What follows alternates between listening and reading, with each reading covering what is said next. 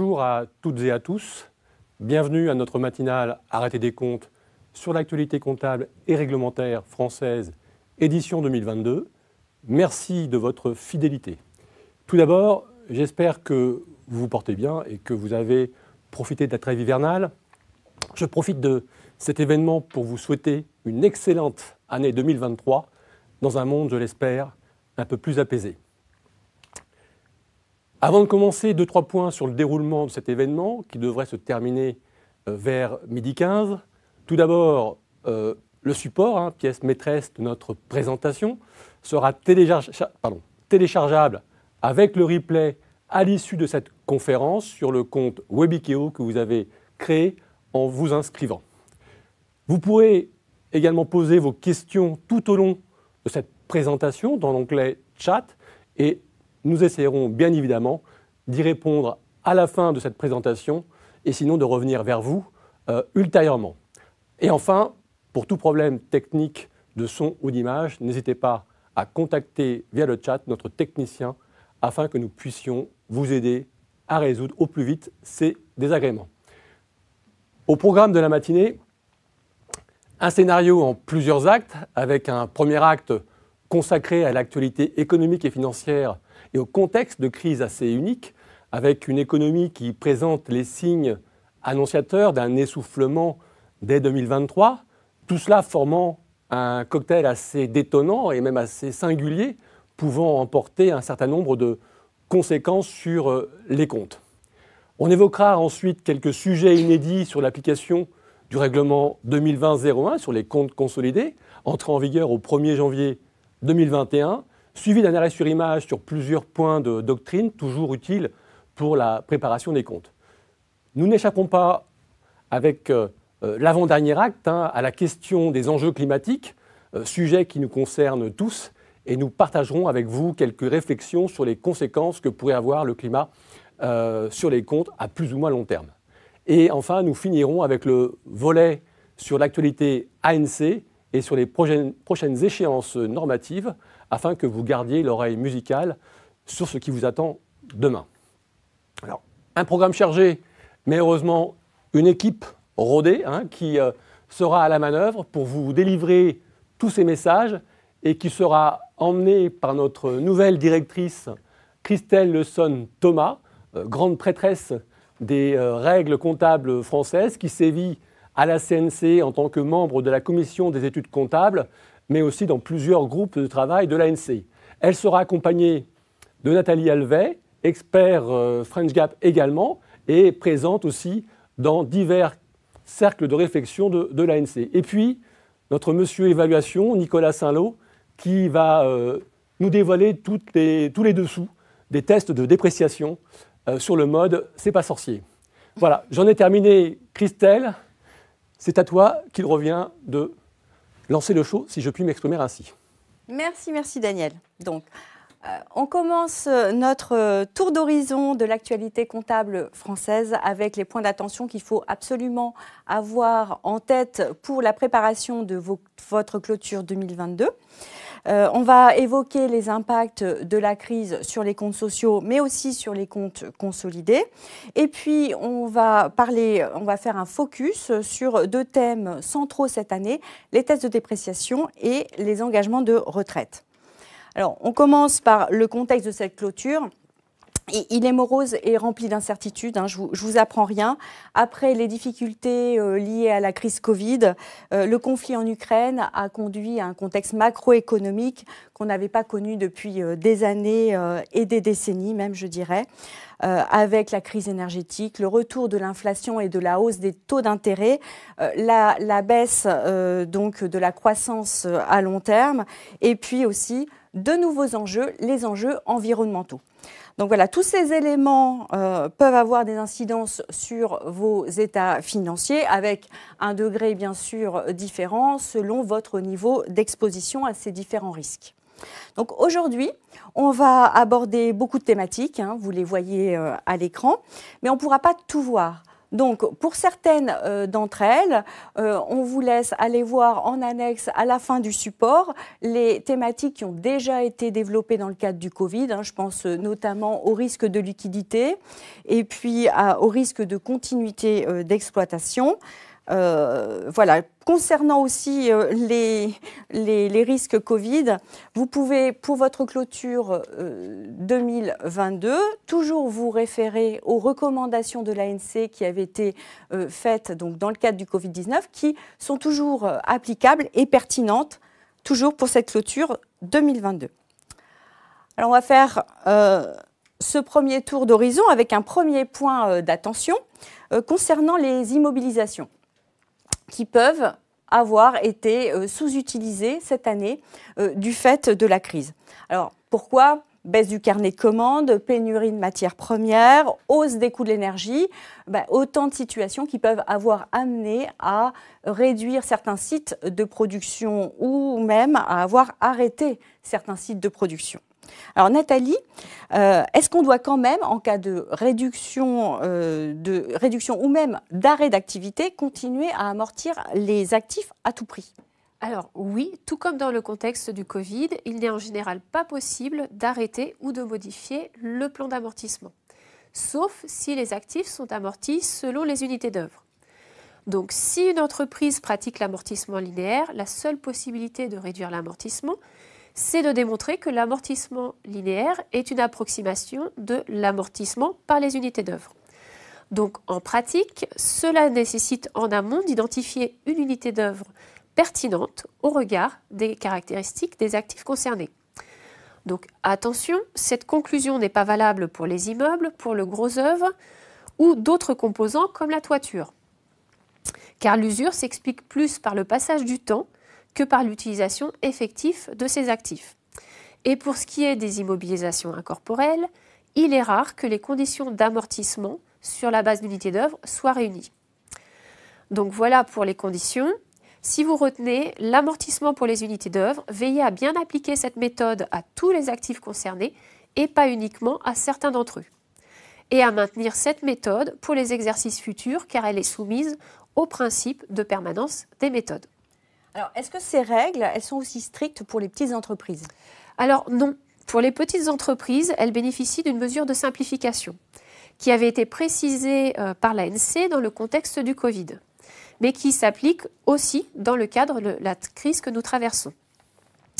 Donc une petite entreprise, si elle ne dépasse pas 2 des 3 seuils que vous avez à l'écran, peut reporter à la fin du plan d'amortissement initial des dotations aux amortissements différés. Par exemple, report en fin de plan d'amortissement sur 6 mois, si fermeture pendant 6 mois. Donc une toute dernière précision, si l'amortissement économique qui est comptabilisé devient inférieur au linéaire, n'oubliez pas également de comptabiliser des amortissements dérogatoires. Alors, autre point d'attention en lien avec la sous-activité, le plan comptable en lien avec la sous-activité. Le plan comptable indique que les coûts de sous-activité ne peuvent pas être pris en compte dans le coût de production des stocks. En pratique, la sous-activité doit être déterminée et comptabilisée selon une démarche en 4 étapes. Donc, premièrement, déterminer la capacité normale de production, c'est-à-dire la production moyenne attendue dans des conditions d'exploitation normales, en tenant compte des temps d'arrêt habituels pour l'entretien des machines. Puis calculer les frais fixes à incorporer, essentiellement les amortissements et les salaires, pour après en déduire un coût unitaire à incorporer par rapport au volume normal de production. Et enfin, appliquer ce coût unitaire au volume réel de production, la part des frais fixes non intégrés dans la valorisation des stocks restant en charge de période.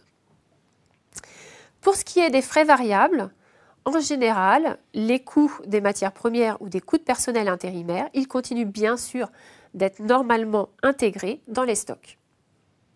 Alors maintenant qu'on a vu la démarche, alors la sous-activité en général c'est plutôt quelque chose d'exceptionnel. Alors est-ce que ça veut dire que ces charges elles doivent aussi être présentées en résultat exceptionnel ? Alors en termes de présentation de ces charges de sous-activité, tout comme dans le cadre du Covid, il n'est pas possible à notre avis de les présenter en résultat exceptionnel. Donc le PCG ne le prévoit pas, il n'y a pas de ligne spécifique au compte de résultat pour la sous-activité. Donc pour nous, ces charges devraient rester inscrites dans le résultat d'exploitation, dans les postes en fonction de leur nature, donc les amortissements avec les amortissements, les frais de main-d'œuvre dans les charges de personnel. Donc, autre conséquence toujours de la hausse des coûts, le risque que certains contrats clients deviennent déficitaires. Or, la perte sur contrat doit être provisionnée dès qu'elle est probable. Donc, qu'on soit dans le cadre d'un contrat à long terme ou pas, et qu'on applique la méthode de l'avancement ou de l'achèvement. Alors, comment est-ce qu'on identifie un contrat déficitaire et comment est-ce qu'on évalue la provision à comptabiliser, Nathalie? Alors, en termes de démarche, il faut non seulement recenser les contrats en cours, mais aussi les contrats qui n'ont pas encore démarré, mais qui imposent à la société une obligation de faire. Donc pour cela, il faut notamment analyser les clauses contractuelles pour évaluer l'obligation et le risque de devoir verser une indemnité au client en cas de rupture du contrat. C'est important car si le contrat comporte des clauses de force majeure, elles peuvent suspendre l'application des pénalités. Pour ce qui est de la provision, elle doit être estimée en considérant les contrats un à un, sans possibilité de compensation. Donc, il s'agit de faire la meilleure estimation jusqu'à la date d'arrêté des comptes des dépenses qui concourent directement à l'extinction de l'obligation, en tenant compte de l'hypothèse la plus probable. En général, c'est le montant des travaux ou prestations restant à exécuter jusqu'à la fin du contrat, après déduction des éventuelles dépréciations sur actifs dédiées au contrat. Cela peut aussi correspondre au montant de l'indemnité de sortie si c'est l'hypothèse la plus probable. En revanche, les coûts de sous-activité ne sont pas pris en compte car cela reviendrait à provisionner des pertes futures. Et comme il s'agit d'une estimation, toutes les informations sur les incertitudes et les hypothèses d'évaluation doivent être mentionnées en annexe. Alors, ça, c'est pour le contrat client classique. Alors maintenant, si on fait un focus sur les contrats à long terme, quelques points d'attention complémentaires. Alors tout d'abord, un point d'attention sur les produits du contrat. Les clauses de révision de prix qui sont contractuelles, elles doivent bien sûr être prises en compte dans les produits à terminaison parce qu'elles sont certaines. Mais en revanche, en ce qui concerne les réclamations qui peuvent être faites auprès du client, par exemple pour essayer de répercuter la hausse des coûts sur le prix de vente, ces réclamations, elles ne sont pas certaines et tant qu'elles ne sont pas certaines, elles ne peuvent pas être prises dans les produits à terminaison et donc elles ne peuvent pas réduire la perte à terminaison. Donc ça, c'est un premier point important. Il faut attendre d'être quasi certain que le client donnera son accord avant de prendre les produits. Autre point, sur les contrats qui sont comptabilisés selon la méthode de l'avancement, s'il n'est plus possible, pour des raisons exceptionnelles, là, de ne plus pouvoir estimer de manière fiable le résultat à terminaison, alors la méthode de l'avancement, elle doit être adaptée.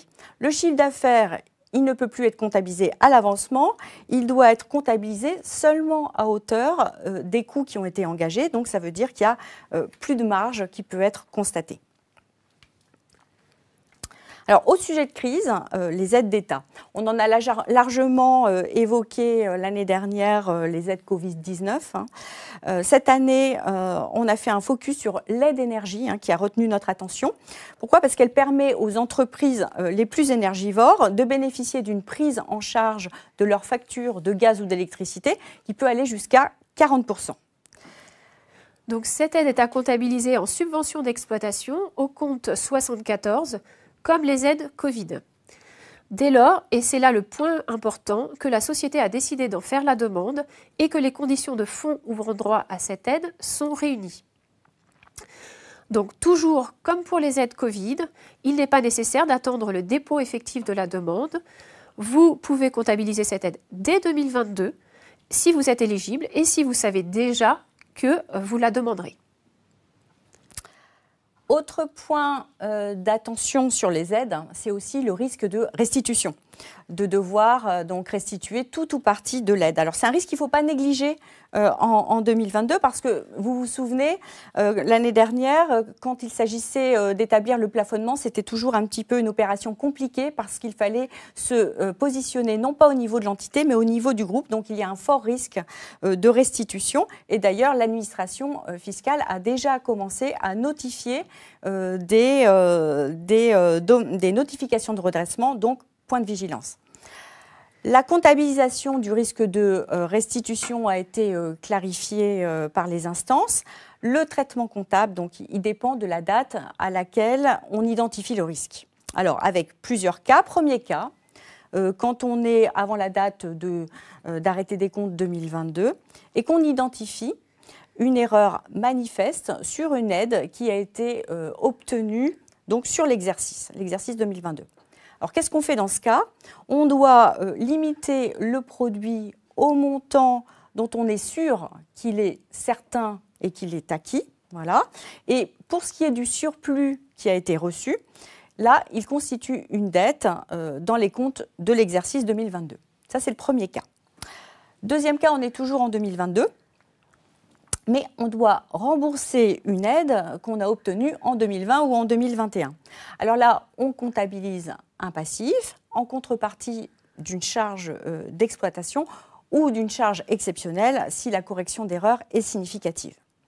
Et enfin, dernier cas, toujours pour une aide qui a été versée auparavant, avant 2022, si au vu des faits et circonstances, il existe un risque probable mais pas certain, un risque probable de remise en cause par l'administration. Alors dans ce cas, ce n'est pas une dette, mais c'est une provision qu'il faut comptabiliser à la clôture, qui doit être estimée selon la meilleure estimation des sommes qui risquent d'être restituées en se positionnant à la date d'arrêté des comptes. Alors, un autre sujet maintenant qui n'est pas vraiment un sujet comptable, c'est plutôt une provision fiscale que nous avons un peu oublié depuis toutes ces années, qui revient sur le devant de la scène. Je veux parler de la provision pour hausse des prix. Alors, est-ce que c'est une opportunité à saisir pour les entreprises cette année pour tenir compte des variations importantes du prix de certaines matières ? Alors, effectivement, donc la provision pour hausse des prix est un vieux mécanisme et elle pourrait faire son retour, car c'est bien une opportunité au plan fiscal. Pour rappel, une provision peut être constituée en franchise d'impôt pour les entreprises qui constatent à la clôture de l'exercice 2022, pour une matière ou un produit donné, une hausse de plus de 10% par rapport à la valeur à la clôture de l'exercice 2021 ou 2020. Ce qu'il faut retenir, c'est que c'est un mécanisme assez souple, car la constitution de la provision est facultative, elle n'est pas soumise au principe de permanence des méthodes et peut n'être que partielle. Donc elle peut aussi être constituée même si l'exercice est déficitaire. De plus, la provision est reprise de plein droit au résultat du 6e exercice suivant sa constitution, mais elle peut aussi être spontanément reprise avant. Alors maintenant, si on veut se positionner à la clôture pour décider si, oui ou non, on constitue cette provision fiscale, quels sont les impacts sur les comptes, Nathalie ? Alors, tout d'abord, il faut préciser que cette provision ne pourra être déduite que si elle est comptabilisée. Donc, en termes d'impact sur les comptes, elle est constatée par le résultat exceptionnel avec pour contrepartie les provisions réglementées. Donc, le principal avantage, c'est qu'elle permet une réduction d'impôt immédiate et donc un avantage temporaire en termes de trésorerie, sans dégrader les indicateurs du résultat d'exploitation ni le ratio d'endettement. En revanche, revers de médaille, c'est qu'elle réduit la capacité distributive de la société et peut avoir un effet défavorable sur le calcul de la réserve de participation des salariés. Donc voilà, vous avez maintenant toutes les clés pour décider de constituer ou pas cette provision cette année. À vous de voir. Je vous propose maintenant d'aborder un thème important de cette clôture, je dirais même central, celui des tests de dépréciation. Donc c'est encore un des principaux points de vigilance de la clôture. On ne va pas revenir en détail sur tous les éléments normatifs. On sait qu'il faut s'assurer que la valeur au bilan des actifs n'est pas surévaluée par rapport à leur valeur actuelle. On sait aussi qu'il faut faire des tests tous les ans pour certains actifs, les fonds commerciaux et les écarts d'acquisition qui ne sont pas amortis. Alors justement, on attire plutôt votre attention cette année sur les autres actifs corporels et incorporels, dont les fonds commerciaux et les écarts d'acquisition amortissables d'ailleurs, pour lesquels un test de dépréciation doit être mis en œuvre s'il existe un indice de perte de valeur. Alors, en 2022 comme en 2021, ce n'est pas la crise en soi qui constitue un indice de perte de valeur, c'est bien les conséquences de cette crise qui doivent être prises en compte. Donc, notamment, baisse du chiffre d'affaires, de la rentabilité. Je vous les donne un peu comme ça, révision à la baisse du taux de croissance, fermeture des sites de production. Et puis s'ajoutent cette année en plus des indicateurs particuliers qui sont liés à la crise en Ukraine pour les sociétés qui seraient bien sûr concernées. Je pense en particulier aux dégradations physiques d'actifs. Voilà, donc en conclusion, cette année, avec tous ces indicateurs, ce sera vraiment difficile en fait d'échapper aux tests de dépréciation. Alors si on passe à la problématique de la mise en œuvre du test, il faut quand même se poser la question entre guillemets de sa profondeur. Donc à notre avis, la crise économique passant après la crise Covid, ça va être sans doute difficile de pouvoir justifier d'une marge de manœuvre suffisante pour continuer à simplifier l'approche, comme le proposait auparavant l'ANC, en s'appuyant sur des tests et des sensibilités des exercices antérieurs et en considérant que le risque de dépréciation est faible. Voilà, donc, et pour ce qui est du test lui-même, donc cette année, je pense qu'il y aura un test. Pour ce qui est du test de dépréciation lui-même, si du fait du contexte d'incertitude, il se révèle qu'aucun scénario n'est suffisamment probable, alors là, on préconise en général une approche multiscénarii en pondérant donc les flux selon leur probabilité d'occurrence. Et là, je me tourne vers toi, Nicolas. Quelle est ta perception de cette méthode aujourd'hui, multiscénarii ? Alors oui, la méthode multiscénarii est toujours très intéressante pour une évaluation, car elle permet de mettre en lumière la sensibilité de la marge opérationnelle et des flux d'exploitation aux principaux éléments d'incertitude. Ça peut être le prix de vente, le coût d'achat des matières premières. Dans une perspective de valorisation, elle requiert néanmoins de s'interroger sur les probabilités à affecter à chaque scénario et qui constitue un élément d'appréciation de plus à calibrer par rapport à des approches qu'on peut appeler de classiques, monoscénarios, dans lesquels on estime les flux et un taux d'actualisation. Merci. Donc, dernier point d'attention, avant de passer dans le cœur de l'évaluation. Cette année encore, il va falloir donner un nombre maximum d'informations et de précisions dans l'annexe. Donc là, on vous parle des scénarios, des hypothèses. Donc, tout devrait être indiqué dans l'annexe, notamment sur les éléments aussi d'incertitude. Alors, Nicolas, au-delà donc des indices de perte de valeur que j'ai donnés, est-ce que tu peux nous expliquer avec ton œil d'expert comment l'évolution du contexte macroéconomique de cette année a impacté les valorisations d'actifs et pourrait conduire par conséquent à un risque accru de dépréciation ? Oui. Alors, en effet, la macroéconomie influence de façon directe ou indirecte la valeur des actifs. Et il nous a paru utile de se focaliser sur 4 grands facteurs macroéconomiques qui illustrent bien ce point.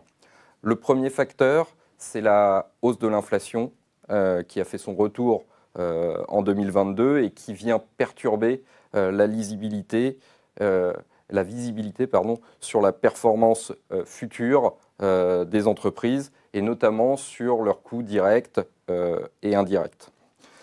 Si prise globalement, l'inflation a un effet positif généralement sur les valorisations, les effets peuvent être en réalité très variés d'une entreprise à l'autre, en fonction notamment de la capacité des entreprises à répercuter les hausses de coûts sur leur prix de vente, mais aussi du degré d'intensité capitalistique de chaque business.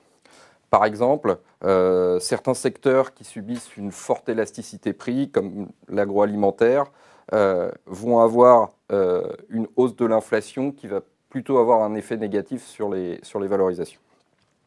Deuxième indicateur, c'est la croissance économique, qui montre aujourd'hui des signes d'essoufflement et où on a des risques de récession assez forts sur les grandes économies mondiales dès 2023.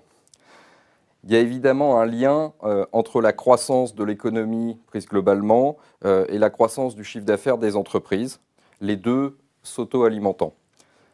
Dans les faits, la croissance économique va influencer la valeur d'une entreprise, d'un business ou d'une UGT de manière différenciée en fonction de leur degré de cyclicité et de la sensibilité de l'activité à ces cycles. Aussi, des secteurs acycliques, tels que par exemple la pharmacie, vont plutôt être peu impactés en termes de valorisation par une évolution de la croissance économique, alors que d'autres secteurs, comme par exemple le BTP, le seront beaucoup plus. Troisième élément, la géopolitique. Les événements géopolitiques majeurs conduisent généralement les marchés à avoir des réactions en V, une chute brutale des cours et une remontée rapide derrière. C'est ce qu'on a observé notamment cette année lors du déclenchement de la guerre en Ukraine. Alors en tant que tel, et dans une vision long terme, ils n'ont pas nécessairement d'impact sur les valorisations. Néanmoins, les chocs géopolitiques vont générer souvent des conséquences indirectes, telles que la hausse des prix des matières premières, qu'on a pu observer sur 2022 notamment, et elles vont modifier, sur des temps plus ou moins longs, certains équilibres de long terme qu'il convient d'intégrer dans les valorisations. Dernier point, la hausse des taux d'intérêt. En 2022, les principales banques centrales cherchent à limiter l'impact de l'inflation à travers une politique globale de hausse des taux d'intérêt, que ce soit sur le court terme avec la hausse des taux directeurs ou sur le long terme avec l'arrêt des politiques de rachat d'actifs. Cette politique a un impact direct sur les valorisations puisqu'elle vient renchérir le coût de financement de la dette et les taux de rendement exigés par les investisseurs. Alors, on a voulu illustrer ces effets de changement macroéconomique sur les valorisations à travers trois graphiques. Le premier, sur votre gauche, montre l'évolution des principaux indices boursiers sur 2022 et illustre deux choses. D'une part, si on compare la situation boursière d'aujourd'hui à celle du 1er janvier, on voit que sur les principaux indices généralistes, la baisse reste mesurée, avec entre moins 5 et moins 10, alors que sur des indices plus focalisés, tels que par exemple le Nasdaq, on a un impact beaucoup plus fort, de l'ordre de 30%. D'autre part, on peut regarder, en regardant les courbes, on va constater que l'année a été plutôt volatile, avec des baisses importantes des indices, suivies d'une remontée sur la fin de période. En mettant les choses en perspective sur plusieurs années, on observe une hausse de la volatilité et donc in fine du risque actionnarial. Deuxième graphique, il présente l'évolution des multiples de transactions telles que mesurées par Argos sur 2022. Et il illustre bien l'évolution à la baisse des valorisations qui résultent de l'évolution du contexte macroéconomique. Néanmoins, et comme on peut le voir sur le troisième graphique, on a des évolutions qui peuvent être très disparates sur les multiples de valorisation en fonction des secteurs. Il y a des secteurs particulièrement impactés, comme les nouvelles technologies, la communication, et des secteurs plutôt résilients, comme le secteur des utilities par exemple. Alors une fois qu'on a dressé ce constat, la question qui se pose est comment appréhender ces différents changements macro dans nos propres valorisations pour les tests de dépréciation. Alors on s'est ici focalisé sur la méthode DCF qui est la plus communément utilisée et qui consiste à valoriser un business, une entreprise, en actualisant ses flux de trésorerie futurs prévisionnels attendus. Alors, on a scindé entre, d'une part, comment capter ces éléments dans les flux de trésorerie et, d'autre part, sur les taux d'actualisation. Sur les flux trésorerie, on distingue 3 éléments majeurs sur lesquels une réflexion paraît nécessaire. La première, c'est l'intégration du retour de l'inflation dans les flux de trésorerie futurs. Comment l'inflation va-t-elle impacter la marge opérationnelle? Est-ce que la société subit de fortes hausses de coûts liées à l'inflation? Sur quel poste? Peut-elle les répercuter immédiatement, en tout ou partie, un peu plus tard? Voilà les questions qu'il faut se poser. Mais il faut aller au-delà de la marge opérationnelle et aussi se poser la question des investissements futurs, du besoin en fonds de roulement, comment ces agrégats vont-ils évoluer du fait de l'inflation et quels seront leurs impacts sur les flux de trésorerie. Deuxième point d'attention, c'est l'appréhension de l'impact du ralentissement de la croissance économique sur les prévisions d'exploitation. Cette réflexion nous paraît indispensable pour toutes les activités qui sont cycliques et qui vont être directement impactées par l'évolution de la croissance économique. En outre, pour ces sociétés, la réflexion doit également porter sur le flux de trésorerie normatif, c'est-à-dire le flux de trésorerie qu'on retient à l'issue du business plan pour l'actualiser à l'infini. Ce flux ne saurait a priori être calqué sur la dernière année du business plan si la société est en haut ou en bas de cycle pour éviter de surévaluer ou sous-évaluer. Il faut plutôt retenir un flux de milieu de cycle qui paraît plus raisonnable pour une valorisation. Enfin, dernier élément sur les flux de trésorerie, c'est l'intégration de l'impact des événements géopolitiques observés sur 2022. L'intégrer dans les flux de trésorerie. On va parler ici, bien sûr, de l'inflation dont on a déjà parlé, mais aussi de tous les autres impacts business qui peuvent être liés à ces chocs géopolitiques, comme par exemple le désengagement ou l'exposition à certaines zones géographiques. Sur les taux d'actualisation, les changements macroéconomiques impactent également la perception du risque par les investisseurs et du taux de rentabilité qu'ils exigent sur leurs investissements. Cela va se faire notamment à 3 niveaux. D'abord, un renchérissement du coût d'endettement, qui est principalement, mais pas exclusivement, lié à la hausse des taux d'emprunt d'État. Alors, 2 précisions par rapport à cela. La première est que le coût de la dette doit être déterminé par référence au taux qu'obtiendrait la société au moment où on fait l'évaluation, donc pour les sociétés qui clôturent au 31 décembre 2022, au 31 décembre 2022, et non par rapport au taux qu'elle a pu obtenir par le passé. Deuxième précision importante, j'ai attribué la majeure partie de la hausse du coût de l'endettement à la hausse des taux d'emprunt d'État, ou taux sans risque, on peut également les appeler comme ça. Alors selon la qualité de crédit de l'entreprise, on peut également observer des mouvements importants sur les spreads de crédit applicables, notamment sur les entreprises qu'on qualifie de high yield et qu'il conviendra d'intégrer dans l'analyse. Deuxième point d'attention sur la hausse des taux d'actualisation, c'est l'évolution du taux de rendement attendu sur les marchés actions. Il sert dans la détermination de la composante coût des fonds propres du taux d'actualisation. Et ici également, on observe une tendance à la hausse qui est liée d'une part à la hausse des taux d'emprunt d'État et d'autre part à la hausse de la volatilité qu'on observe sur les marchés actions et qu'on a décrit précédemment. Enfin, le troisième niveau est la prise en compte des risques géopolitiques dans le taux d'actualisation et qui ne seraient pas intégrés déjà dans les flux de trésorerie.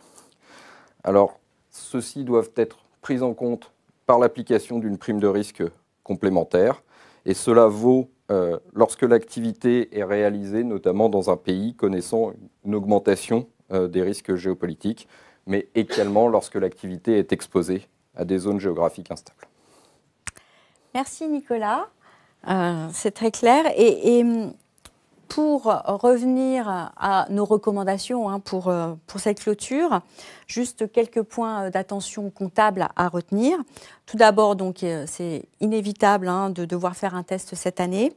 Ce ne sera pas possible d'utiliser non plus les hypothèses des années précédentes, qu'il faut mesurer l'opportunité de recourir à la méthode multi-scénarii. Donc n'hésitez pas surtout à venir consulter nos experts sur tous ces sujets.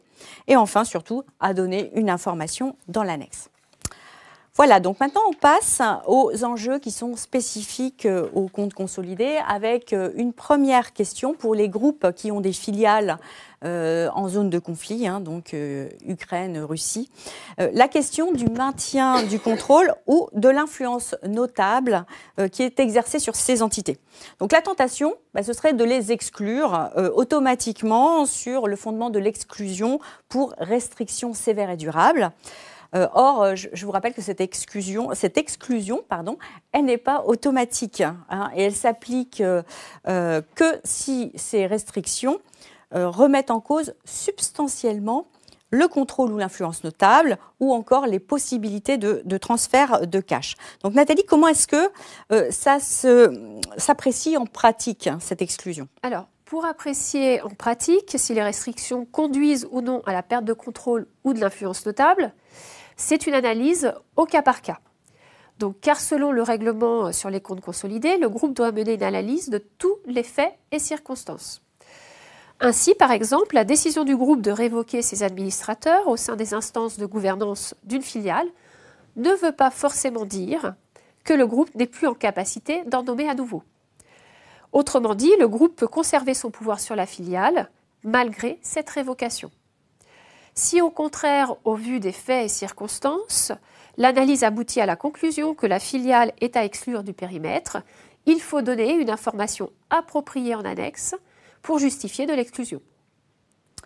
Voilà donc, et on rappelle aussi qu'en cas de perte de contrôle d'une filiale sans cession, la filiale elle est déconsolidée, mais aucun résultat de cession n'est comptabilisé et les capitaux propres ne sont pas non plus modifiés. Les titres de la filiale, ils restent figés au bilan et ils vont être suivis comme selon le plan comptable général, donc dans les comptes sociaux. Autre cas fréquent cette année, donc les cessions de filiales. On rappelle qu'en règle française, il n'existe pas d'équivalent à IFRS 5 et il n'est donc pas possible de présenter distinctement au bilan et au compte de résultat une filiale qui serait destinée à être cédée. Donc voilà, donc autre sujet spécifique au compte consolidé, celui de l'évaluation des impôts différés actifs. Alors sans surprise, les IDA dont la récupération ne dépend pas de résultats futurs, eux, ne sont pas remis en cause par la crise. Je veux parler des IDA qui sont reconnus à hauteur des IDP, car ils relèvent de la même juridiction fiscale, de la même nature et de la même échéance. Donc, en revanche, qu'est-ce qu'il en est des IDA dont la récupération dépend de résultats futurs, c'est-à-dire des IDA qui sont au-delà des IDP? Alors, ces excédents ne peuvent pas être reconnus à l'actif, enfin, ils peuvent être reconnus à l'actif, que si leur récupération est probable. C'est le point d'attention. Oui. Que si c'est probable. Voilà. Autrement dit, seulement s'il existera des bénéfices imposables sur lesquels ils pourront s'imputer.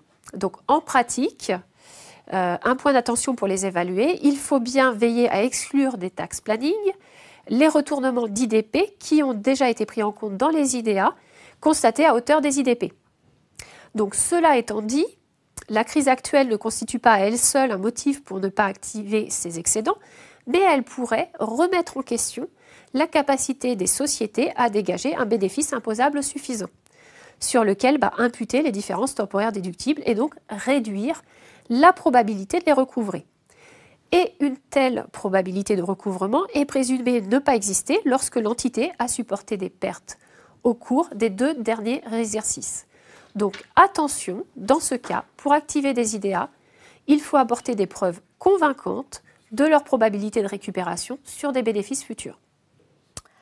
Donc voilà, donc dans tous les cas, de toute façon, que votre entreprise soit ou non en perte, assurez-vous surtout que les prévisions de bénéfices taxables futurs ont bien été mises à jour, notamment en cohérence avec les budgets et les prévisions qui ont été utilisées dans les tests de dépréciation. Par ailleurs aussi, attention à la tentation qui serait de rallonger trop loin les horizons de recouvrement pour maintenir le niveau d'IDA. compte tenu du délai plus long maintenant de récupération. Cela pourrait, à notre avis, soulever des interrogations sur la fiabilité même de vos prévisions. Autre sujet encore, celui de la conversion des comptes des filiales étrangères, avec 2 points d'attention. Tout d'abord, la question du taux de conversion à retenir pour le rouble, puisque vous le savez, le rouble, la BCE donc, a suspendu sa cotation, la cotation du rouble. Donc nous recommandons d'utiliser d'autres références qui restent disponibles, à savoir notamment les bases Reuters. Ensuite, deuxième sujet, la conversion des comptes des filiales turques. Alors pourquoi est-ce qu'on évoque ce sujet cette année? Il n'y a pas de nouveauté réglementaire. Ce qui est nouveau, c'est que la Turquie a fait son entrée sur la liste des pays dont la monnaie est hyperinflationniste, ce qui peut impacter un certain nombre de groupes qui ont des filiales en Turquie. Donc Turquie, voilà. Alors pourquoi est-ce qu'on se situe en économie d'hyperinflation? C'est parce qu'il a été démontré que l'inflation cumulée depuis 3 ans, elle est supérieure à 100% donc en Turquie, et c'est un des critères justement qui est prévu par le règlement sur les comptes consolidés pour qualifier l'économie d'hyperinflationniste. Donc là, il n'y a pas de doute là-dessus. Alors maintenant, qu'est-ce que ça implique pour vos groupes? Alors ça dépend. Ça dépend, là encore, ça dépend. Si vous avez des filiales qui sont non autonomes en Turquie, là, il n'y a pas de réel changement. Les comptes, ils doivent être convertis au cours historique en monnaie de fonctionnement, pardon. Puis, pour repasser ensuite en monnaie de consolidation au cours de clôture. En revanche, et là où ça peut être plus important, c'est pour une entité quand elle est dite autonome. Là, le groupe a un choix de politique comptable. Donc, il peut soit utiliser la même méthode que pour les entités non autonomes, soit utiliser la méthode du cours de clôture. Mais alors là, dans ce cas-là, il faudra préalablement corriger les comptes des effets de l'inflation en utilisant des indices de variation générale des prix. Donc cette méthode, c'est la méthode d'ailleurs qui est compatible avec les IFRS, et surtout elle génère un gain ou une perte sur la situation monétaire nette et qu'il va falloir constater en résultat. Alors, comme chaque année, nous vous présentons les taux d'actualisation pour les engagements de retraite. Donc sur l'année 2022, du jamais vu. La BCE a augmenté 4 fois les taux directeurs, entraînant une augmentation de 250 points de base sur l'année. Donc l'augmentation des taux d'actualisation a pour incidence directe la baisse des engagements de retraite. Donc rappelons aussi 2 points. Donc premièrement, on regarde les taux au 31 décembre pour une société qui clôture au 31 décembre. On ne peut donc pas utiliser des taux à une autre date. Deuxième point, il faut rester sur le même indice. C'est-à-dire que si habituellement on utilise le taux des OAT à 10 ans, il faut rester sur ce même indice pour cette clôture. En fonction de la méthode retenue dans les comptes, pour comptabiliser les écarts actuariels, cela n'aura pas évidemment le même impact. On vous a mis sur le slide les 3 méthodes. Donc on vous les rappelle. Première possibilité, donc comptabilisation des écarts actuariels immédiatement au résultat.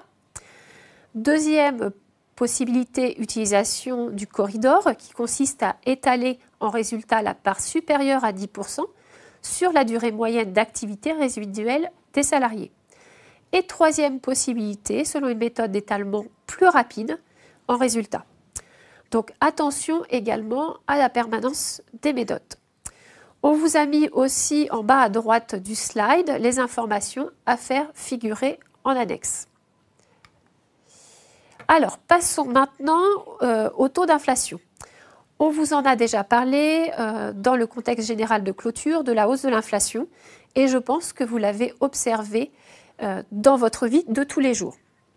Donc, même si Christine Lagarde a indiqué un objectif de taux d'inflation de 2% à fin 2024, celui-ci est actuellement très élevé, que ce soit dans la zone euro ou dans la zone US, et on a du mal à savoir comment celui-ci va évoluer.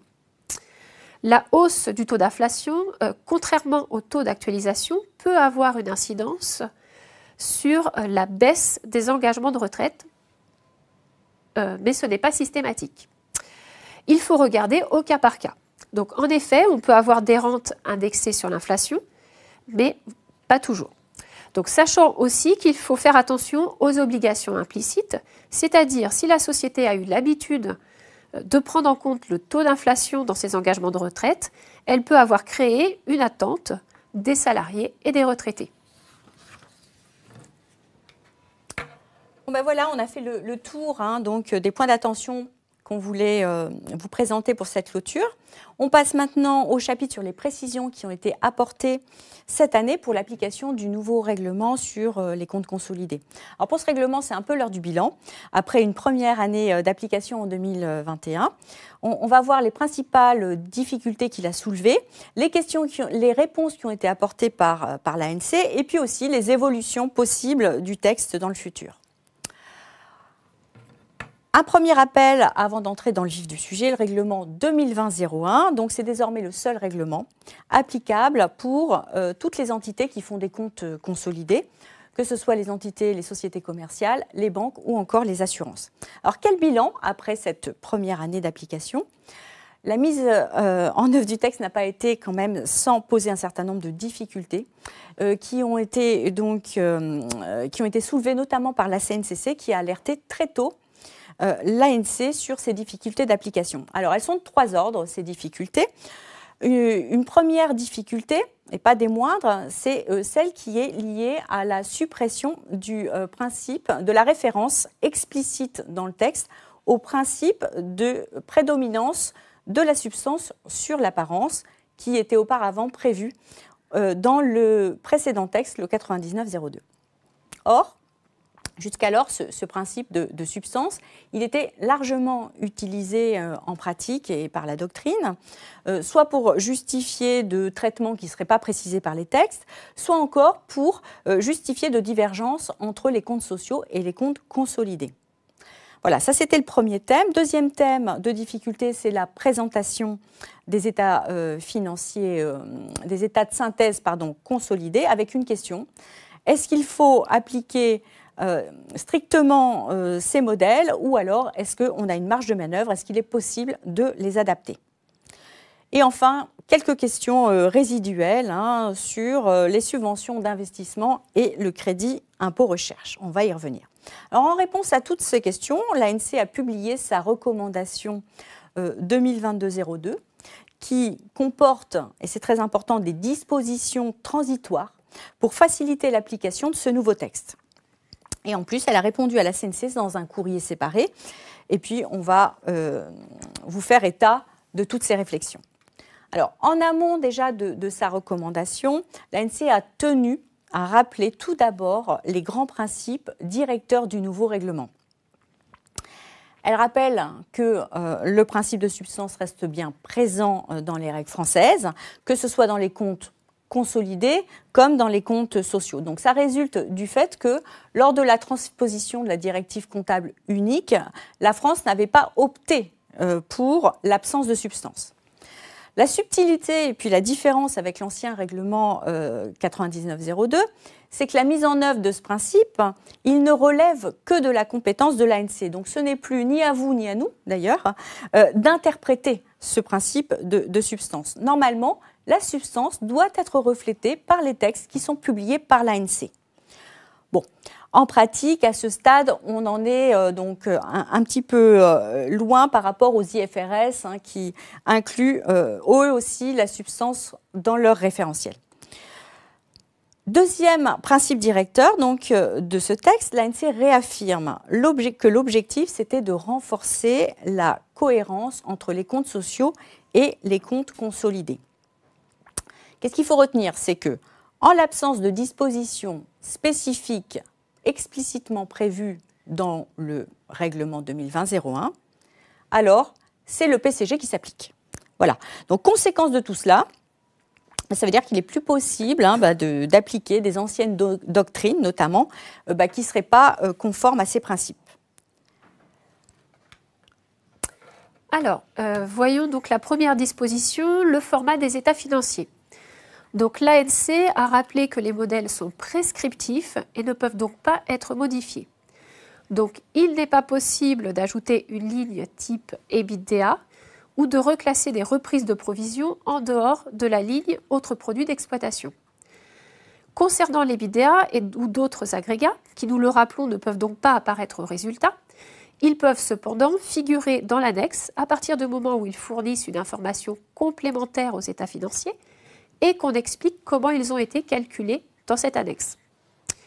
Concernant la présentation d'une ligne autres fonds propres au bilan consolidé, donc l'ANC a admis la possibilité sur option d'avoir cette ligne en vertu du principe de convergence entre les comptes sociaux et les comptes consolidés. Donc, à noter, un groupe de travail à l'ANC a été créé sur le sujet de la distinction dettes, capitaux propres et autres fonds propres. On y reviendra par la suite. Donc, ce groupe aura aussi pour objectif de réfléchir à cette rubrique. Donc, attention, il s'agit d'une décision provisoire qui peut s'appliquer pour le moment, mais qui ne présage pas des conclusions du groupe de travail. Donc, si on utilise cette option, il conviendra de détailler la composition des autres fonds propres dans l'annexe des comptes consolidés. On passe à la deuxième disposition transitoire concernant les subventions d'investissement. Alors, jusqu'à présent, certains groupes classaient leurs subventions d'investissement au bilan consolidé dans un compte de produits constatés d'avance au passif. Comme le nouveau règlement ne précise rien sur les subventions d'investissement, vous l'avez compris, on applique le PCG. Le PCG, il nous dit quoi? Il nous dit la subvention, elle est soit en produits, soit en capitaux propres, et dans ce cas-là, étalée en résultats au cours du temps. Donc, le problème, c'est que dans la mesure où le règlement est applicable de manière prospective à partir du 1er janvier 2021, on pouvait se retrouver dans la situation où on avait des subventions d'investissement comptabilisées, présentées en produits constatés d'avance, et dans le même bilan, des subventions présentées dans les capitaux propres, selon qu'elles avaient été reçues avant ou après le 1er janvier 2021. Donc, vous voyez bien le problème d'homogénéité des comptes qui n'était pas satisfaisant. Donc, pour régler ce problème, l'ANC, elle autorise les groupes à reclasser les anciennes subventions d'investissement qui étaient en PCA, donc en capitaux propres pour le solde. Dans ce cas-là, il faudra bien veiller à répartir les subventions entre la quote-part du groupe et la quote-part des minoritaires. Donc ça, c'est le point important. Il y a un deuxième sujet qui concerne les impôts différés, donc liés aux subventions quand elles sont inscrites en capitaux propres. Là, pour l'ANC, ce n'est pas clair. Donc, en pratique, ce qu'il faut faire, c'est d'indiquer simplement en annexe la méthode qui est utilisée. Dernière mesure transitoire concernant le crédit impôt recherche. Donc là, historiquement, et même si le 9902 il prévoyait aucune disposition spécifique sur le crédit impôt recherche, là les groupes souvent reclassaient le crédit impôt recherche dans le résultat d'exploitation en s'appuyant justement sur le fameux principe de substance. Donc l'ANC maintenant elle dit non, c'est plus possible, hein, donc ce principe, ce raisonnement ne peut plus s'appliquer. Donc à compter du 1er janvier 2021, le crédit impôt recherche, il doit être présenté uniquement au compte de résultat en diminution de la charge d'impôt, comme c'est déjà le cas pour les comptes sociaux. Alors, cette clarification pourrait avoir vraiment de graves conséquences pour les groupes, hein, parce que si des accords, notamment de rémunération ou alors des covenants, sont fondés sur le résultat d'exploitation, l'ANC en a bien conscience. Donc, pour faciliter la transition et accompagner les groupes, elle autorise le maintien du crédit impôt recherche en résultat d'exploitation selon les pratiques antérieures pendant une période transitoire de 3 ans à compter du 1er janvier 2021. Donc, ça nous mène au 31 décembre 2023 pour un groupe qui clôture au 31 décembre. Voilà, donc ce délai de 3 ans, il est censé permettre au groupe de renégocier tous ces accords et donc de se libérer de cette contrainte. Alors attention, hein, cette option, elle est quand même disponible que pour les groupes qui seraient amenés à renégocier. Donc, et d'ailleurs, il faudra en justifier dans l'annexe. Alors, autre sujet qui concerne les capitaux propres. Donc on vous a mis à l'écran l'article 273.1 du PCG qui prévoit la possibilité de reclasser certains instruments de dette en capitaux propres lorsqu'ils sont non remboursables et qu'ils ne prévoient pas de rémunération obligatoire. Donc plusieurs questions ont été posées à l'ANC sur ce sujet. La première était de savoir si l'option prévue par cet article est exerçable instrument par instrument. L'ANC a répondu que non. L'option n'est pas exerçable instrument par instrument. Il s'agit d'un choix de méthode comptable qui doit être appliqué à tous les emprunts non remboursables et dans le principe de permanence des méthodes. La deuxième question posée concerne le fait de savoir si on peut reclasser les actions de préférence en dette. L'ANC a répondu que celles-ci doivent être maintenues en capitaux propres,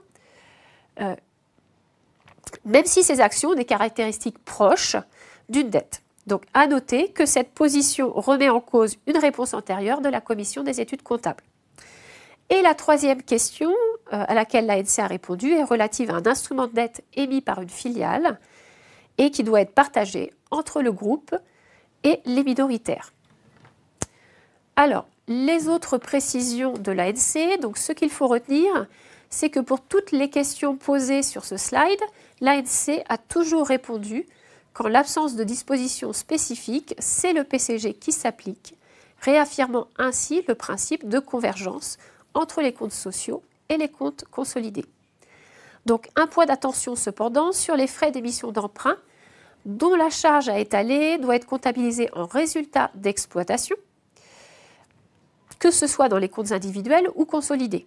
Donc avec le règlement à venir sur la modernisation des états financiers, les charges à étaler seront à comptabiliser en résultat financier dans le futur. Alors, le résultat exceptionnel, quant à lui, ne déroge pas au principe général de convergence. Notons qu'il n'y a pas de définition du résultat exceptionnel dans le règlement sur les comptes consolidés, donc il convient de se référer au PCG. Donc, petite nuance cependant sur le principe de convergence ici. En effet, ce n'est pas parce qu'un élément est exceptionnel dans les comptes individuels d'une filiale qu'il sera reclassé en exceptionnel dans les comptes consolidés du groupe, compte tenu d'un effet de seuil possible. Donc, en synthèse, beaucoup de questions posées et aussi beaucoup de réponses apportées par l'ANC, des réponses quand même pragmatiques, pratiques, avec une réelle volonté de donner du temps au groupe et de leur faciliter la tâche, donc pour s'approprier le nouveau règlement. Et surtout, notre recommandation, donc si vous avez recours à l'une ou l'autre de ces dispositions transitoires, surtout, il faut l'indiquer dans l'annexe. Donc on passe maintenant, je voulais revenir sur deux sujets qui ont été évoqués dans le cadre des difficultés, mais sur lesquels l'ANC n'a pas pu répondre sur la base des textes existants parce que ça demandait du travail complémentaire. Donc il y a deux groupes de travail qui ont été constitués à l'ANC en 2022 et qui, on l'espère, devraient aboutir en 2023. Le premier groupe de travail, c'est celui qui travaille donc sur la distinction entre les dettes, les capitaux propres et les autres fonds propres. L'objectif de ce groupe de travail, c'est bien de clarifier cette distinction, tant dans les comptes consolidés que dans les comptes sociaux. Donc vous voyez à l'écran les différents types d'instruments qui sont actuellement analysés par le groupe de travail, BSA, ORA, OCA, avance conditionnée, etc. À ce stade, l'ANC constate qu'il n'y a pas de raison d'avoir une définition différente, notamment entre les deux jeux de compte, social et conso. Donc on devrait, c'est une piste de réflexion à voir l'année prochaine, plutôt aboutir à une définition qui serait identique. Alors, si c'est le cas, ça pose quand même la question de la suppression de ce fameux article que tu as rappelé, Nathalie, sur les emprunts non remboursables, qui propose une option, mais seulement dans les comptes consolidés. Bon, on propose de vous en reparler l'année prochaine. Alors, sur le sujet des restructurations, l'ANC a décidé de traiter le cas des holdings intercalés, c'est-à-dire quand une société holding est apportée à une NewCo. Donc, la question qui se posait auparavant, c'est dans la mesure où est-ce qu'il y a une vraie prise de participation ou est-ce qu'en substance, c'est la continuité du même groupe et donc il ne s'est rien passé et on peut maintenir les valeurs comptables et ne pas enregistrer d'écart d'acquisition. Voilà. Donc, comme auparavant, on s'appuyait sur la substance et que le principe de substance n'existe plus, la question, elle se pose déjà depuis le 1er janvier 2021, de savoir est-ce qu'on est obligé de faire de la valeur réelle maintenant pour toute opération et donc de faire un PPA. Alors là, les pistes de réflexion, elles avancent. Hein. On serait plutôt à ce jour, hein, mais je parle toujours avec un petit peu de précaution, sur une option comptable, hein, de pouvoir comptabiliser ces opérations sur option à la valeur comptable. Et alors comment on ferait? On utiliserait donc une des dispositions qui permet d'ores et déjà aujourd'hui l'utilisation des valeurs comptables pour les regroupements sous contrôle commun, mais ça nécessiterait notamment de l'adapter. Donc aussi, affaire à suivre l'année prochaine. On aborde maintenant les éléments de doctrine de la CNCC avec donc un premier sujet, Nathalie, le CPF. Alors, rappelons tout d'abord que ce dispositif est en vigueur depuis 2014 et permet aux salariés de bénéficier de droits à formation qu'il pourra utiliser à son initiative. Donc, ce droit est rattaché aux salariés personnes physiques et n'est pas rattaché au contrat de travail, ce qui signifie que quand le salarié quitte son poste, il part avec ses droits à formation.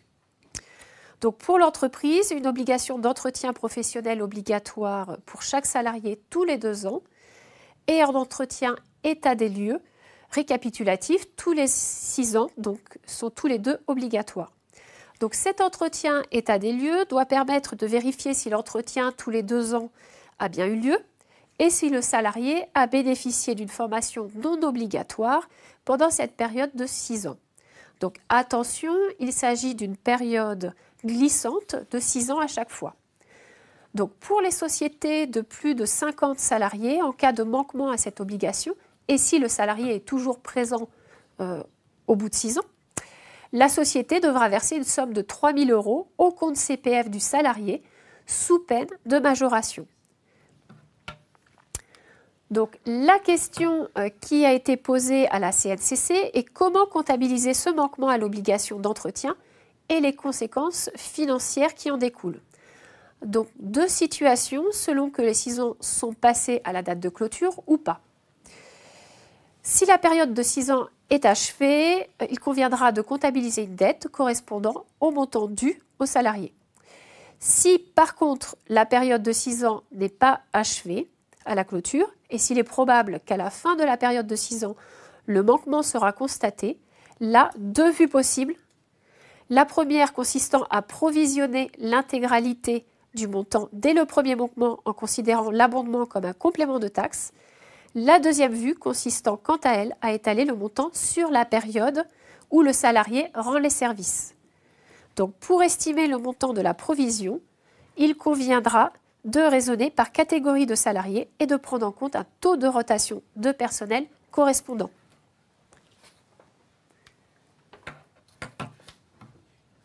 Alors, autre doctrine sélectionnée pour vous aujourd'hui parmi les publications de la CNCC.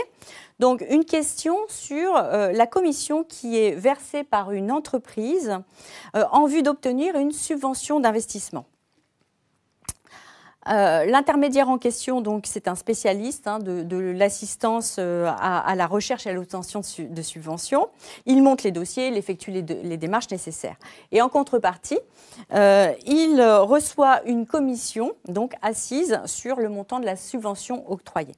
Donc la question c'était comment est-ce qu'on comptabilise cette commission? Alors pour répondre à la question, la CNCC elle a fait l'analyse de la commission qui était versée et de la prestation. Elle conclut que la rémunération est donc due en contrepartie d'une prestation d'assistance et donc que cette prestation est à comptabiliser en charge de l'exercice dès lors que la prestation a été réalisée par l'intermédiaire. Alors, Donc la réponse paraît simple comme ça, mais l'idée de la CNCC, je vous incite quand même à regarder cette réponse, puisqu'elle a une vertu très pédagogique. Elle a ouvert tour à tour un certain nombre de pistes pour les refermer, donc notamment les charges constatées d'avance et les frais d'emprunt qui ont souvent vocation à poser question. Alors, dernière doctrine de la CNCC concernant les créances et les dettes réciproques dans un même groupe entre sociétés filiales d'un même groupe consolidé, lorsque ces dettes et ces créances sont libellées en monnaie étrangère. Alors, ces créances et ces dettes intragroupes, elles sont éliminées en conso. Alors, la question posée, c'était justement, est-ce qu'on doit aussi éliminer les écarts de conversion et les provisions éventuelles pour perte de change dans le cadre de l'élimination intragroupe? Alors non, la CNCC rappelle qu'en l'absence de dispositions particulières dans le règlement sur les comptes consolidés, c'est le PCG qui s'applique. Donc les écarts de conversion doivent donc être maintenus au bilan, quand bien même les opérations réciproques qui sont à l'origine sont éliminées du bilan consolidé. Il en est de même d'ailleurs de la provision pour perte de change, puisque l'exposition du groupe au risque de change perdure, même si l'élément sous-jacent, c'est-à-dire l'opération intragroupe, est éliminé. Donc à noter cependant que cette provision pour perte de change peut être éliminée si soit une relation de couverture est établie au bord du groupe, ou bien encore limitée si une position globale de change est documentée dans les comptes consolidés, et ce, indépendamment du traitement comptable appliqué dans les comptes individuels. Alors voilà pour ce qui était des doctrines sélectionnées pour vous. Abordons maintenant un thème qui prend de plus en plus d'ampleur, donc celui des enjeux environnementaux. On fera tout d'abord un panorama des impacts comptables potentiels en fait de ces enjeux, et puis on reviendra plus en détail sur une doctrine récente de la CNCC en matière de certificats d'économie d'énergie. Alors pourquoi est-ce qu'on vous parle de ce sujet aujourd'hui? Alors la vraie question, c'est pourquoi est-ce qu'on n'en a pas parlé avant? Le sujet a sans doute été ces dernières années occulté par la crise Covid, mais sachez qu'il y a quand même urgence. Enfin, vous le savez, de toute façon, on en parle tous les jours à la télé, vous le voyez vous-même. On entend les entreprises qui prennent des engagements de plus en plus marqués, qui commencent à prendre des mesures pour notamment réduire les émissions de gaz à effet de serre. Donc il y a par ailleurs une nouvelle attente de plus en plus croissante des banquiers, des clients. Bref, c'est un phénomène de société avec des actions concrètes qui doivent se traduire, bien sûr, dans les comptes. Alors, pour se traduire dans les comptes, de quoi dispose-t-on? Est-ce qu'il y a des dispositions spécifiques des textes? Alors, oui, il y en a, mais elles sont quand même très limitées. Alors, on a notamment le traitement des quotas d'émissions de CO2 et instruments assimilés, les certificats d'économie d'énergie, des mesures aussi, des dispositions sur les provisions, démantèlement et la remise en état des sites, donc des choses qui existent depuis assez longtemps. Mais c'est tout. Donc, pour le reste, il faut se débrouiller avec les dispositions du PCG. On a quand même un principe qui est de présentation des informations significatives et pertinentes pour la compréhension des comptes. Ça veut dire qu'il faut bien être en alerte sur tous ces sujets pour les comptes. On peut aussi se référer utilement, même si on n'est pas une société cotée, aux recommandations de l'AMF 2021 et 2022 qui sont largement développées là, sur ce sujet cette année. Vous les retrouvez d'ailleurs pour certains extraits dans l'annexe. Alors, pour ce panorama, vous voyez à l'écran, donc ça peut faire un petit peu peur. En fait, non, c'est simplement du bon sens, puisque les principaux impacts ils peuvent être à tous endroits donc, du bilan. Pourquoi? Parce que les enjeux climatiques, donc il y a des nouvelles réglementations qui sont en cours ou qui sont déjà, donc si ça peut avoir des impacts notamment sur les actifs, il faudra peut-être revoir les plans d'amortissement de vos immobilisations si il y a des nouvelles réglementations qui vous obligent notamment à changer l'outil de production, ou alors toujours si vous, dans le cadre des actifs, si vous avez donc des stocks qui sont produits avec un outil de production qui n'est pas aussi vertueux en matière d'environnement, il y a peut-être un risque de baisse des ventes du fait de l'évolution globale du contexte. Ça va devoir amener bien évidemment à revoir la dépréciation à la clôture. On a beaucoup parlé aujourd'hui des tests de dépréciation sur les actifs non financiers. Donc là encore, il y a des nouveaux indices de perte de valeur qu'il va falloir considérer, toujours en fonction du contexte. J'ai déjà dit les réglementations défavorables. Ça peut être aussi la baisse des produits liés à une demande, à un refus donc des consommateurs d'avoir des produits qui ne seraient pas suffisamment respectueux de l'environnement, l'incompatibilité d'actifs qu'on utilisait et qui sont eux aussi non suffisamment compatibles. Bref, vous avez un certain nombre de choses auxquelles il va falloir penser. Donc le changement aujourd'hui, c'est le nouveau paradigme. Il faut vraiment l'intégrer dans notre vision des comptes. Voilà. Donc juste pour terminer sur les tests de dépréciation, il y aura sans doute des impacts potentiels notamment dont il faudra tenir compte et dont on peut déjà parler en 2022, notamment sur les hypothèses, le taux d'actualisation, le taux de croissance. Dernier point, et là sur le passif en fait, notamment j'ai parlé des provisions de démantèlement, donc ça c'est connu, mais toutes les obligations à partir du moment où il y a des nouvelles réglementations et des obligations sans contrepartie pour la société, eh bien, il faudra les prendre en compte dans les comptes de la société. Voilà, alors pour vous aider donc à essayer de répertorier tous ces impacts potentiels, on a quelques pistes de réflexion que vous voyez à la gauche du slide. C'est une sorte de petite checklist en fait, donc des questions qu'il faut se poser. Est-ce qu'on est dans un secteur très exposé? Quels sont nos actifs polluants? Quelle est la réglementation? Est-ce qu'on a une obligation de démantèlement? Enfin bon, je ne vais pas les revenir, mais vous pouvez la garder et pour pouvoir y revenir au moment de se poser la question de la comptabilisation des obligations de votre société. Et puis, il y a des nouveaux dispositifs qui se créent avec tous ces engagements et toutes ces mesures qui sont prises par les entreprises.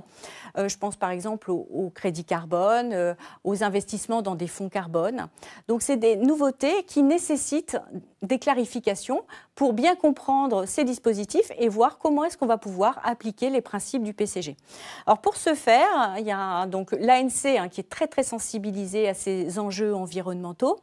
Donc va constituer un groupe de travail, là, les semaines qui arrivent, justement pour déjà revisiter les textes actuels, voir si ça correspond bien à nos obligations d'aujourd'hui, et puis aussi clarifier les traitements comptables de tous ces nouveaux dispositifs d'émissions donc de gaz à effet de serre, de compensation d'émissions de gaz à effet de serre. Donc voilà pour le panorama. Pour terminer peut-être sur ce chapitre dédié aux enjeux environnementaux, on a souhaité mettre un coup de projecteur sur un dispositif mis en œuvre par l'État pour encourager les entreprises à limiter leur impact environnemental. Je veux parler de la prime CE. Alors de quoi il s'agit ? Alors on se situe donc chez une société qui n'est pas obligée de faire des économies d'énergie, mais souhaite en faire et donc investir dans des travaux qui améliorent la performance énergétique. Donc là, elle reçoit dans ce cadre du fournisseur auquel elle s'adresse une contribution financière ou alors même un avoir qui peut aller jusque couvrir 100% de son investissement. Donc, la question qui se pose, c'est comment est-ce qu'on comptabilise cette contribution financière ? Alors, selon la CNCC, une première vue consiste à la comptabiliser comme une subvention d'investissement dans la mesure où elle découle d'un dispositif mis en place pour encourager des investissements générant des économies d'énergie. Donc, dans ce cas, l'entreprise a un choix de politique comptable entre une comptabilisation immédiate de cette subvention en produit exceptionnel ou une inscription en capitaux propres avec reprise en résultat au rythme des amortissements de l'immobilisation qu'elle finance. La deuxième vue consiste à comptabiliser la contribution financière en produit immédiatement, comme s'il s'agissait d'un produit de cession des certificats d'énergie. Donc, dans les deux cas, l'immobilisation acquise est comptabilisée pour son coût total sans tenir compte de la contribution financière, même si elle prend la forme d'un avoir. Donc merci. Donc en une minute, en fait, le dernier volet de notre conférence. Pourquoi? Parce qu'on a parlé déjà de beaucoup de choses. On va juste faire un point sur deux projets, un projet modernisation et projet chiffre d'affaires. Nathalie, qu'est-ce qu'on peut en dire? Alors, concernant donc la modernisation des états financiers, donc le règlement est sur le site de l'ANC et sera homologué en 2023. Donc ce règlement sera applicable à compter du 1er janvier 2025 et une application anticipée sera possible, mais seulement à compter de sa date de publication, donc ce qui exclut la clôture 2022. Donc les principales nouveautés de ce règlement concernent la suppression du mécanisme de transfert de charges et la nouvelle définition du résultat exceptionnel. Donc, les sociétés auront donc 2 ans pour se préparer à l'application de ce règlement et faire évoluer leur système d'information. Donc, concernant le projet de règlement sur le chiffre d'affaires, qui est le deuxième projet, donc celui-ci avait été mis en sommeil du fait du Covid. Il a été réactivé et normalement devrait être finalisé pour juin 2023. Donc, quelles sont les principales nouveautés? Donc, une nouvelle définition du chiffre d'affaires plus large qu'auparavant et qui correspond au modèle économique de l'entité. De nouveaux termes comme livrables et délivrables qui correspondent au positionnement du point de vue du client. Et l'allocation du prix en cas de vente de différents biens et services. Donc, ces modalités d'allocation du prix sont à repréciser d'ici l'apparition du texte pour tenir compte des commentaires reçus sur le projet de texte et il y a un groupe de travail qui a été créé pour ça. Donc, sur le slide suivant, donc on vous a indiqué les différents groupes de travail en cours et à venir au sein de l'ANC. Donc pour certains, on vous en a déjà parlé. Donc on vous propose juste de faire un focus très rapide sur le groupe de travail logiciel incorporel. Donc celui-ci a été créé suite à l'évolution des solutions informatiques et suite à la décision de l'IFRIC sur les SaaS en normes internationales. Donc, le groupe a pour objet de réfléchir aux définitions et aux critères d'activation à l'actif ou de comptabilisation en charge, et y compris pour les SaaS. Donc, à ce stade, et en l'attente des conclusions du groupe de travail, il convient surtout de ne pas changer ces règles de comptabilisation actuelles sur ces logiciels et développement informatique. C'est le message qu'a transmis l'ANC à plusieurs reprises. Et pour finir, on vous a indiqué ici la liste des règlements sectoriels homologués sur l'exercice 2022 avec leur date de première application. Donc voilà, donc on en a fini avec notre tour d'horizon de l'actualité comptable française. Donc Daniel. Eh bien, je tenais à remercier nos experts pour tous ces éclairages qui, je l'espère, vous permettront d'aborder la clôture sereinement. Nous avons reçu un certain nombre de questions et de demandes de précision en régie. Il est déjà, je crois, 12h17. Nous n'aurons malheureusement pas le temps de les traiter au cours de cet événement. En revanche, nous nous engageons à revenir vers vous pour vous apporter les réponses de manière individuelle dans la semaine qui suit. Alors, avant de vous laisser à vos autres engagements, je voulais aussi remercier nos collaborateurs et collaboratrices de l'ombre, qui œuvrent sans relâche pour rendre cet événement possible et lui donner la qualité qu'il mérite. Et puis merci à vous de nous avoir suivis aussi nombreux. N'hésitez pas à, encore une fois, vous rapprocher de nos associés et collaborateurs si vous avez des questions. Ils sauront nous les relayer. Et avant de vous quitter, je me permets de vous réitérer mes souhaits pour cette nouvelle année. Portez-vous bien et prenez soin de vous. Au revoir. Et bonne clôture. Et bonne clôture. Merci.